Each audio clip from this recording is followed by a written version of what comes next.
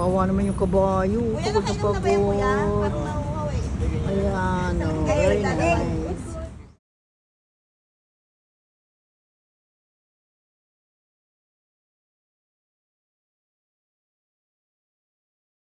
Tama. Hindi pwedeng iasa sa iba ng libre. Swerte nga nyo, you know. Anak ka eh. Responsibilidad ka yan. Kuha siya yaya. Tagapag-alaga, tagapagbantay.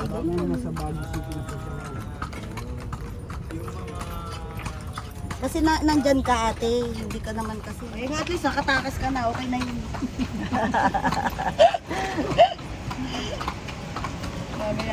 Mamaya pag uwi mo, saka kanya ano, paglagaan mo muna. Kawawa naman yung mga.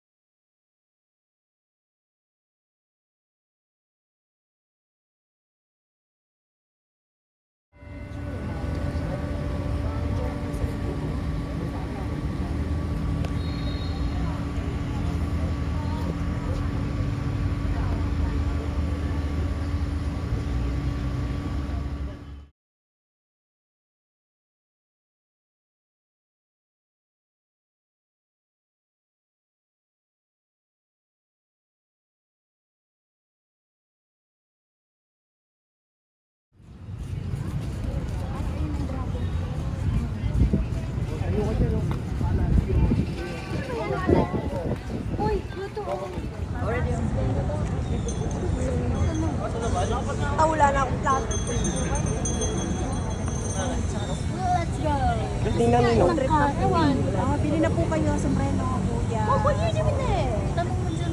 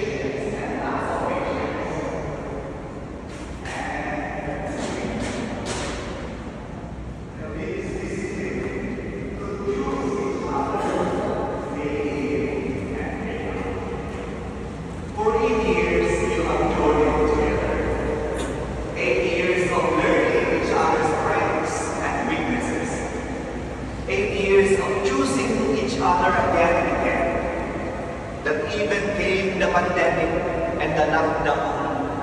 For 6 months, you were in a long-distance relationship and could not even see each other. Some people say that the 3 hardest words in a long-distance relationship are not I love you, Sign of cross there. but your This will sign of is cross on there.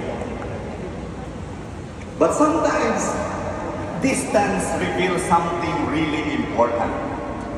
Yeah, it's like there's no water. Tunay ang pagmamahal ninyo sa bawat isa.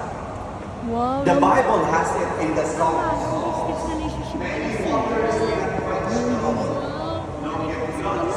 Really? Yeah.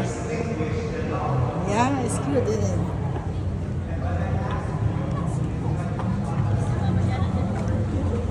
Mana sila? Kaya saan tayo kakain?